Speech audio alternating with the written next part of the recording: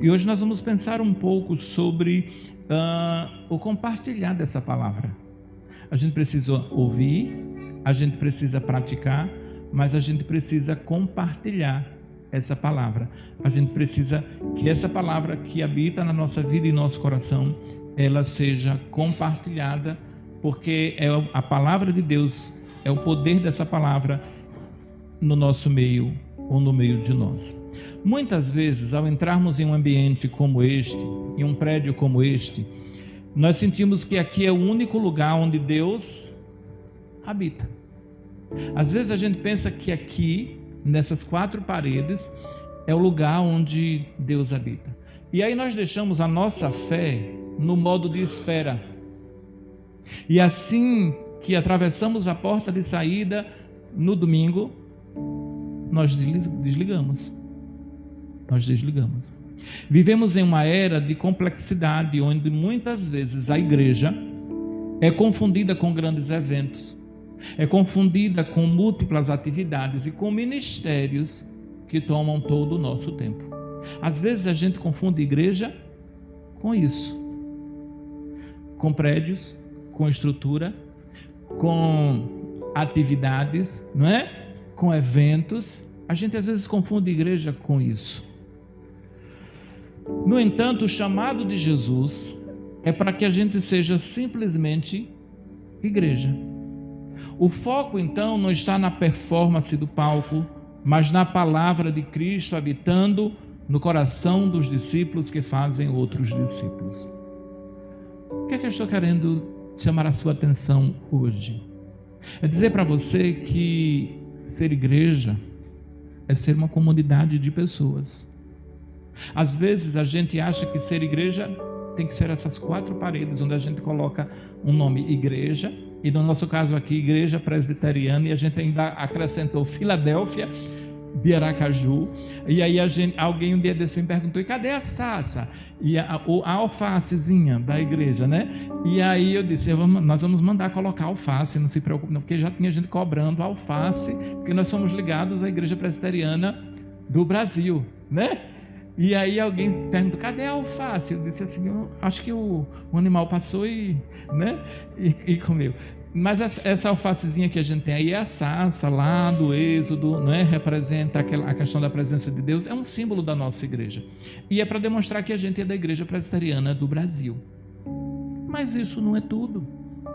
Porque isso só não muda a nossa vida, isso só não muda a maneira de sermos igreja, isso só não vai mudar muita coisa. A igreja e a estrutura é importante, o templo é importante, as cadeiras são importantes, o púlpito é importante, esses recursos que temos são importantes, porque eles nos ajudam. Mas se isso tudo fosse tirado da nossa vida, como é que a gente seria crente? Se os recursos fossem tirados. Eu sou crente de uma época em que a gente sentava nos bancos duros, que não tinha ar-condicionado, era ventilador, e aqueles ventiladores fazendo barulho, porque não sei porque a igreja não faz manutenção desse negócio, né? E aqueles barulhos. Eu sou desse tempo, e a gente era fiel, e a gente ia, e a gente estava ali servindo a Deus. Hoje a gente tem ar-condicionado, tem cadeira confortável, tem tantas outras coisas, mas isso é ser igreja? Às vezes a gente para e pensa que igreja é isso. Mas igreja são pessoas, igreja é relacionamento, igreja é olhar no olho, é estar perto. Hoje a gente tem um negocinho chamado WhatsApp, que tem uns grupozinhos que deixa a gente muito distante do outro, não é? A gente fica distante do outro. Eu geralmente, quando vou conversar com alguém, eu não gosto de conversar pelo WhatsApp, eu gosto de ir pessoalmente, de preferência tomando um café, para olhar no olho, né? Para estar perto, para dizer as coisas. Eu tive que conversar um dia desse, uma conversa difícil com uma pessoa, e eu disse assim: eu não ia conversar isso com você por telefone, por mais difícil que fosse, e por mais que eu tivesse que lhe dizer algumas verdades, eu queria lhe dizer olhando nos seus olhos, eu queria dizer olhando para você. E disse, fui lá, estava ele, a esposa, os filhos eu pedi para se retirar um pouco, e nós fomos lá e conversamos com ele pessoalmente. Eu poderia ter dito tudo o que eu tinha para dizer por telefone ou por uma mensagem, mas eu preferi dizer pessoalmente, porque igreja são pessoas. Nós nos relacionamos. Quando Jesus chama, não chama um templo, chama pessoas. Chama pessoas. E aí, esse texto de Colossenses, o apóstolo Paulo, ele vai começar a nos ensinar algumas coisas. Ele vai falar que a palavra, habite a palavra, deixa eu ir lá para o texto para não ler errado. Capítulo 16. Habite ricamente em vós a palavra de Cristo. E ele está dizendo para nós, ele começa a pensar aqui enquanto igreja, enquanto essas pessoas que precisam da prática da palavra, ele diz que habite a palavra de Deus ricamente no vosso coração. A palavra que habita, não apenas visita. O apóstolo utiliza um termo para descrever essa palavra habita, para descrever uma residência física e não uma estadia temporária. No grego, no original da palavra, essa palavra evoca a ideia de alguém que toma posse da casa e a organiza. Quando Paulo está dizendo aqui, habite ricamente a palavra no seu coração, ele está dizendo que essa palavra vai fazer morada na nossa vida. Mas não só vai fazer a morada, mas vai organizar toda a nossa vida, toda a nossa estrutura. A palavra de Cristo não pode ser tratada como um visitante de final de semana, que aparece apenas durante o culto de domingo e vai embora na segunda de manhã, deixando a casa vazia. Muitos de nós é dessa forma. No domingo a gente canta, no domingo a gente louva, no domingo a gente discipula, no domingo a gente lê a Bíblia, no domingo a gente é crente, no domingo a gente faz tantas coisas espirituais, mas quando chega a segunda a gente desliga e vai até sábado para religar somente no domingo. A palavra de Deus deve habitar em todas as áreas da nossa vida, porque às vezes a gente separa a nossa vida como um condomínio separa apartamentos. E aí às vezes a gente tem o apartamento da família, o apartamento das finanças, o apartamento da religião e outros apartamentos. Mas a palavra de Deus deve habitar na sala das decisões difíceis. O que Paulo está nos convidando aqui é para derrubar as paredes e está dizendo para nós que a palavra de Deus deve habitar em toda a nossa vida. E esse habitar em toda a nossa vida vai atingir todas as áreas da nossa vida. Todas as áreas da nossa vida. Então ela vai estar na sala das decisões difíceis, no corredor das conversas informais e na mesa dos prazos apertados. Essa palavra deve preencher cada lacuna das nossas relações, inclusive aquelas que consideramos puramente profissionais ou burocráticas. Há pessoas que têm a capacidade de separar a vida secular da vida espiritual. Uma vez alguém me disse, não, aqui quem manda sou eu, quem decide sou eu. Eu disse, mas o senhor é crente, o senhor professa uma fé. Eu disse, mas isso é lá na igreja, aqui eu sou outra pessoa. Eu fiquei assustado quando a pessoa me disse isso.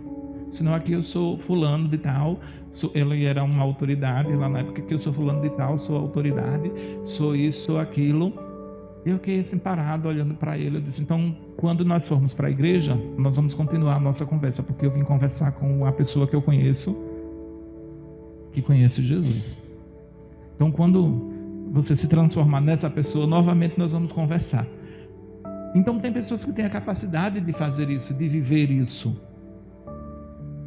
E aí nós precisamos pensar que o verdadeiro discipulado não acontece apenas com a Bíblia aberta no templo, mas acontece de segunda a sábado também, no banco, na repartição, na empresa, no lar, na escola, na universidade.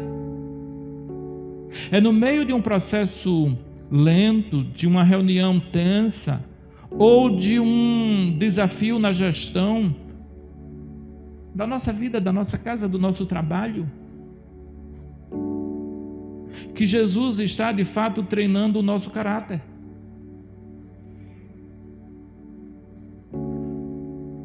O seu local de trabalho, aqui em Aracaju, onde você trabalha aqui nas redondezas, talvez em Socorro, em Laranjeiras, eu não sei onde você exerce a sua profissão.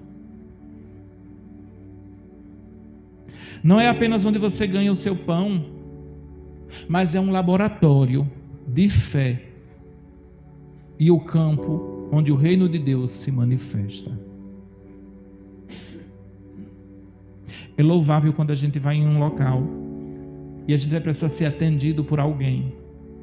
E aquela pessoa, mesmo que ela não possa resolver a nossa situação naquele dia, ela vai nos fazer sair dali pensando bem e dizendo assim: não resolveu, mas ele foi tão gentil, ela foi tão gentil. Ele ou ela me explicou tudo tranquilamente, me falou de todas as coisas.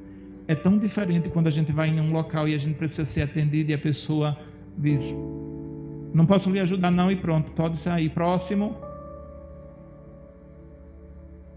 E aí quando a gente ainda tenta perguntar alguma coisa à pessoa, eu já lhe expliquei, já lhe disse, por favor, se retire. E às vezes é alguém que conhece Jesus. E às vezes a outra pessoa também conhece, e aí você está tratando o seu irmão de uma forma tão grosseira às vezes.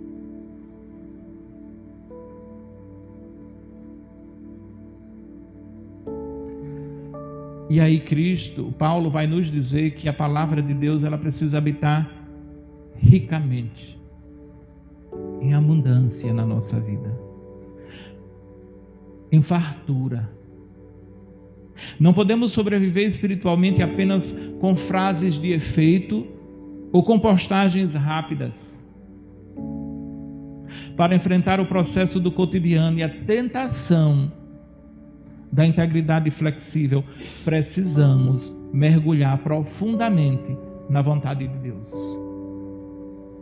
É a densidade da palavra em nós que nos impede de sermos moldados pela cultura do jeitinho ou pela busca do sucesso a qualquer preço. Para que a palavra deixe de ser vista e passe a ser morada em sua vida, em seu trabalho, na nossa vida cotidiana. Porque para muitos de nós a palavra de Deus é apenas uma visita. Hoje não é tanto, né? Porque a gente tem um negocinho chamado Google e a gente vai lá. Mas antigamente nós tínhamos um negocinho chamado dicionário, do meu tempo. Que a gente, quando tinha uma palavra difícil, principalmente quando a gente lia a Bíblia na revista e corrigida daquela época, que tinha umas palavras difíceis que a gente nem sabe mais o que significa. É a mesma coisa do nosso cenário. O nosso cenário tem umas palavras difíceis, né, e complicadas que não se usa mais porque eles foi escrito há muito tempo. E a gente ia ao dicionário buscar essa palavra e depois a gente deixava o dicionário lá no mesmo lugar. Há muitos de nós que usam a Bíblia hoje como um dicionário. No momento em que a gente precisa, no momento que dá mais dificuldade, mais difícil, a gente faz uma visita, a gente busca, a gente vai lá e aí a gente tem uma resposta. Se a resposta for muito agradável para a gente, ótimo. Se ela não for agradável, a gente rejeita, porque nós temos uma interpretação que às vezes é diferente do que diz a palavra de Deus. E hoje as pessoas interpretam a Bíblia como elas acham que devem interpretar, sem olhar o contexto, sem olhar o que realmente aconteceu, sem olhar a época em que ela foi escrita, sem olhar o que Deus realmente queria dizer. E aí ela quer interpretar a Bíblia à sua própria maneira. Então, para que a palavra de Deus deixe de ser essa visita e a gente apenas veja quando visita essa palavra, a gente precisa pensar algumas coisas. Consagre o seu ambiente. Eu sei que há ambientes de trabalho, principalmente as repartições públicas, onde se usa um termo dizendo que o Estado é laico e que lá não se pode fazer nada, nenhum tipo de ritual religioso, embora isso aconteça muitas vezes. Mas antes de você começar o seu dia, tire 30 segundos e faça uma oração. E diga: Deus abençoe o meu dia, me dirija nas coisas que eu tenho que fazer hoje, me dê graça, abra as portas, manifeste, Senhor. 30 segundos. Agradeça pelo seu dia e peça direção a Deus. Faça isso todos os dias. Vai ter uma diferença no seu dia. Vai ser diferente. Também faça um filtro. Diante de uma situação onde você precisa escolher entre o caminho mais fácil, mais duvidoso, e o caminho correto, pergunte-se: como a palavra de Cristo responderia a este relatório ou a este atendimento agora? Em outras palavras, nós poderíamos dizer: o que Jesus faria se estivesse no meu lugar? O que ele falaria? Como ele se comportaria? O que ele diria? Afinal de contas, nós somos imitadores de Jesus. Somos discípulos de Cristo. Também use uma outra coisa. Às vezes a gente está numa repartição no nosso trabalho, a gente exerce uma profissão, é professor, é médico, não sei qual é a sua profissão. E às vezes a gente, nessa repartição, a gente precisa usar um crachá para identificar que a gente trabalha naquele lugar, o que é que a gente é. Lembre-se que você não é apenas um técnico, um gerente, um servidor, mas você é um embaixador de Cristo naquela função. O seu crachá espiritual é a palavra de Deus estampada na sua honestidade e na sua excelência. Então habite, Paulo disse, a palavra de Deus em seu coração. Esse habitar vai fazer toda a diferença em quem nós somos, em como a gente se relaciona e em como a gente vive. Mas aí ele vai nos dizer uma outra coisa interessante. Ele continua a falar nesse capítulo, no versículo 16. Ele vai dizer para nós uma coisa interessante. Ele vai dizer que é para habitar ricamente a palavra de Cristo no nosso coração. E devemos nos instruir e aconselhar-vos mutuamente em toda a sabedoria, louvando a Deus com cânticos, com hinos, com música, com gratidão em nosso coração. Se o primeiro ponto é que a palavra deve habitar dentro de nós, o segundo foca nesse habitar no meio de nós. Primeiro ele habita em nós, mas também ele habita no meio de nós. Paulo nos chama para uma responsabilidade compartilhada. Ensinem e aconselhem-se uns aos outros. Igreja não vai ser um auditório de estranhos assistindo a um espetáculo, mas é uma comunidade onde a sabedoria de Deus flui de um irmão para o outro. Muitas vezes trocamos os conselhos que nós temos que ouvir, e aí às vezes a gente toma decisões cruciais sobre o nosso casamento, a nossa carreira, a nossa empresa, os nossos dilemas, baseados na sabedoria da academia de ginástica,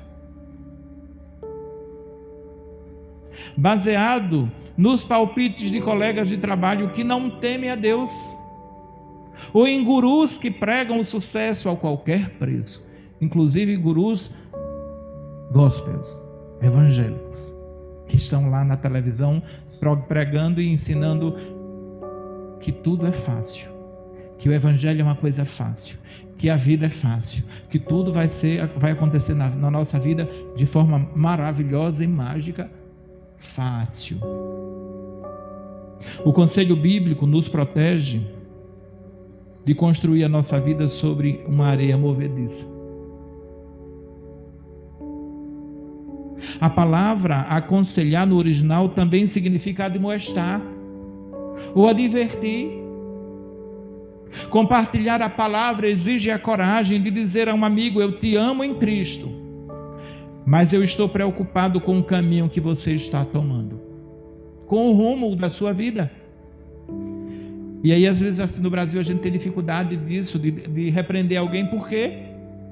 porque a gente tem medo de perder a amizade, de perder aquele sentimento que a gente tinha. E aí a gente prefere se calar e deixar que a outra pessoa tome decisões que vai, às vezes, complicar a sua vida.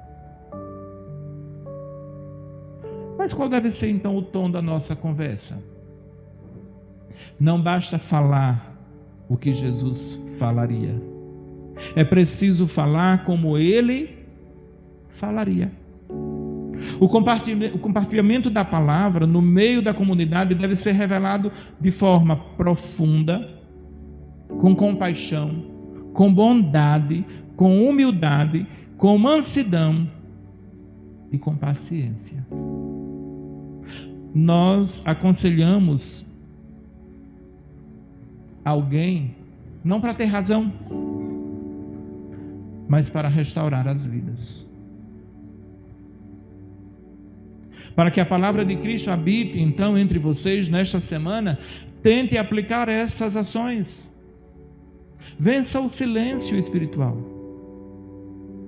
Na próxima vez que você tomar um café com o irmão da igreja, ou que você estiver em um grupo pequeno, a gente deve começar alguns grupos esse mês de abril e maio. Nós vamos começar alguns grupos pequenos aqui na igreja. Não fale apenas sobre o clima ou sobre o trabalho, mas faça uma pergunta de conexão. Como a palavra de Deus tem falado ao seu coração? Como a palavra de Deus tem desafiado você? Como a palavra de Deus tem norteado a sua vida? Faça perguntas. Questione. Para que as pessoas também digam que elas estão... Às vezes a gente fala de futebol, às vezes a gente fala de trabalho, às vezes a gente fala da academia, às vezes a gente fala de tantas outras coisas, mas não se preocupa com a vida espiritual daquela pessoa, daquele irmão, daquela irmã. Às vezes eu ligo para algumas pessoas e aí depois a pessoa diz assim: pastor, foi tão boa aquela palavra que o senhor me ligou. E eu ligo mesmo assim para saber, para saber como a pessoa está. Eu mando uma mensagem e procuro saber como é que ela está. Não é porque eu estou... Não, mas você está... Não, eu ligo porque eu quero saber como é que aquela pessoa está. Eu estou orando por ela e orei naquela semana ou naquele dia e eu ligo, eu mando uma mensagem: como é que você está? Né? Não precisa nem dizer que eu estou orando por ela, porque eu estava orando e me lembrei dela e eu liguei. E aí a pessoa disse: eu estava tão atribulado, pastor, naquela hora, mas só aquela palavra que o senhor ligou e perguntou: como é que você está? Me deu um alívio, me deu uma paz, eu senti que alguém se importava comigo e parece que Deus estava mandando o senhor ligar para mim naquela hora. Uma simples ligação, uma simples palavra. Então de vez em quando vocês vão receber uma ligação minha, uma mensagem, né? Então, e aí eu gosto de fazer isso sempre. Não faço para todo mundo, às vezes tem muita gente, a gente esquece de algumas pessoas, mas a gente de vez em quando faz isso, e isso é importante. E faça isso também. De vez em quando podem me ligar: como é que está, pastor? Está tudo bem, né? Ligue também, mande uma mensagem, vai ser muito bom, a gente vai estar compartilhando isso. Antes de tomar uma decisão importante na sua empresa, na sua carreira, na sua família, não consulte apenas o Google, os especialistas seculares, mas procure um cristão mais experiente, alguém que você reconheça que tem a palavra habitando ricamente nela, e peça: ore comigo e me ajude a ver o que a palavra de Deus diz sobre isso. Se alguém que você respeita na fé vier te alertar sobre um comportamento ou uma decisão, não se arme. Lembre-se que o ferro afia o ferro. Receba o conselho com humildade, sabendo que Deus usa o próximo para nos manter no caminho certo. E se for um conselho que não tem nada a ver com a minha vida, eu ouço. Tem pessoas que às vezes vêm me dizer algumas coisas, eu ouço o que ela tem para dizer e não discuto. Não vai precisar discutir. A gente ouve e a gente ora e a gente coloca diante de Deus. Está certo, meu irmão? Tá bom, esse é o ponto de vista. A gente vai ouvir tranquilamente. Mas por fim, o apóstolo, ele ainda nos falando sobre habitar a palavra em nós, depois a palavra no meio de nós, ele vai falar uma outra coisa interessante. Ele vai falar da liturgia que vai reorientar o nosso coração. Ele diz assim: façam isso cantando, não é? Cantando salmos, cantando hinos, cantando músicas. Não sei se vocês prestaram atenção, aí no texto está dizendo isso. Façam isso louvando a Deus. Durante a semana somos bombardeados pela liturgia cultural que adora o corpo. Tem gente que rigorosamente, todos os dias, às 6 horas da manhã, eu conheço gente que vai até 4h30, já fica com a chave da academia no bolso para abrir. 4h30 da manhã, rigorosamente ela está lá, não tem ninguém, ela vai abrir. Você me der a chave que eu abro e vou fazer meus exercícios. Eu conheço gente assim, que o dono é tão amigo da academia, porque ela tem uma preocupação com o corpo. Eu acho que a gente precisa se preocupar, eu estou precisando, né, me preocupar mais com o corpo, mas tem gente que faz isso como uma religião. Eles adoram o corpo, eles adoram aquilo ali, eles fazem aquilo de uma forma religiosa, todos os dias. E não é só pela saúde, não é só pela aparência, mas eles fazem aquilo como um tipo de adoração. Há outras pessoas que só pensam no prazer imediato, e outros no dinheiro. O mundo canta em nossos ouvidos que o nosso valor depende do cargo. O mundo canta aos nossos ouvidos que o dinheiro é o nosso Deus, que a nossa felicidade está na aparência e no consumo. Se não tivermos uma liturgia de domingo forte, seremos engolidos pela liturgia da segunda-feira. Quando cantamos juntos, as nossas vozes reorientam o coração daqueles que chegam desorientados pela pressão do dia a dia. A música bíblica nos lembra quem é o verdadeiro rei e onde está a nossa real esperança. No meu TCC de teologia, quando eu fui me formar, eu usei a questão, eu trabalhei a depressão e a igreja e a música e o sermão como meios de terapia, de cura, de ajudar nisso. E aí eu fui fazer algumas pesquisas de pessoas que que melhoraram no seu processo de cura na questão da depressão com a igreja. E eu fiquei muito abismado porque algumas igrejas tratavam a depressão como demônio. É um demônio. E tinha que expulsar esse demônio da pessoa. A depressão é uma doença como outra qualquer, que atinge crentes e descrentes, inclusive pastores. Mas na pesquisa que eu fiz, eu pude perceber que algumas pessoas tiveram muita melhora quando elas estavam em um culto. E o louvor, esse momento de cantar juntos, a música, quando ela é bíblica, ela entra no coração, entra na mente, entra na nossa vida. Às vezes a gente grava uma música toda, não grava uma pregação, não grava um texto da Bíblia, mas uma música a gente às vezes grava. Então, como a música ela é importante, e o apóstolo aqui disse isso para nós, que a gente louve a Deus com cânticos espirituais, com salmos e hinos, louvando a Deus com gratidão no nosso coração. A gratidão mencionada por Paulo é o combustível do discípulo. É impossível ser uma pessoa amargurada e ao mesmo tempo um adorador grato. É impossível.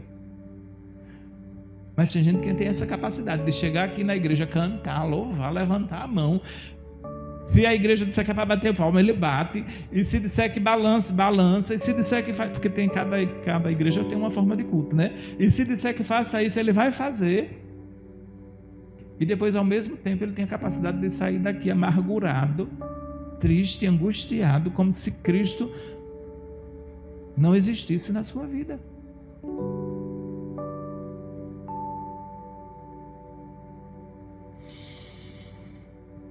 A gratidão nos protege do cinismo e da murmuração. Nós precisamos ter um coração grato. Você vai encontrar na palavra de Deus diversas palavras falando sobre gratidão, que a gente precisa agradecer, que a gente precisa colocar diante de Deus a nossa vida e o nosso coração para agradecer, ter um coração grato. Porque a palavra de Cristo cantada projeta o seu coração durante a semana. Então eu queria também que você pensasse algumas coisas. Quando você for trabalhar do trajeto, eu não sei se é perto, se é longe, se você vai a pé, se você vai de carro, se você vai de ônibus, eu não sei como você vai, mas vá ouvindo uma música. Eu gosto às vezes de ouvir a Bíblia. Eu tenho alguns trechos da Bíblia gravados ainda por Cid Moreira, né? Que ele fazia aquele enredo e botava algumas coisas assim. Mas eu também tenho a Bíblia e eu gosto às vezes de ler a Bíblia na versão que eu gosto de usar. E aí eu tenho um aplicativo e ele lê para mim a Bíblia naquela versão. Eu ainda escolho se quero uma mulher lendo ou um homem lendo. E aí nós temos muitos recursos hoje. Mas enquanto você vai nesse trajeto, ouça uma música, ouça um texto da palavra, ouça, irmãos, porque o louvor vai trazer para o nosso coração, vai nos reorientar a nossa mente para a eternidade. O povo de Deus é um povo que canta. Nós temos no meio da Bíblia, nós temos um livro chamado Salmos, e os Salmos eram o quê? O inário do Antigo Testamento. Eram poesias, eram músicas que eles cantavam. Então o povo de Deus gosta de música. Deus gosta de música, Deus gosta de louvor. É por isso que na igreja tem louvor. E não tem louvor, não é para ficar bonito, não é para encher o tempo, não é para que a gente... Não, o louvor tem um objetivo na igreja. Nós temos um inário que tem diversos hinos, 400 hinos, e ainda querem acrescentar mais alguns. Além disso, nós temos músicas belíssimas que invadem a nossa vida, o nosso coração. O Davi, o rei Davi, era músico, e ele compôs a maioria dos salmos que estão ali, e ele tocava e cantava. Então ouça as músicas. É tão bonito a gente louvar. Hoje a gente não teve o tocador teve que atender uma outra demanda, né? Mas a gente cantou com playback, a gente louvou a Deus.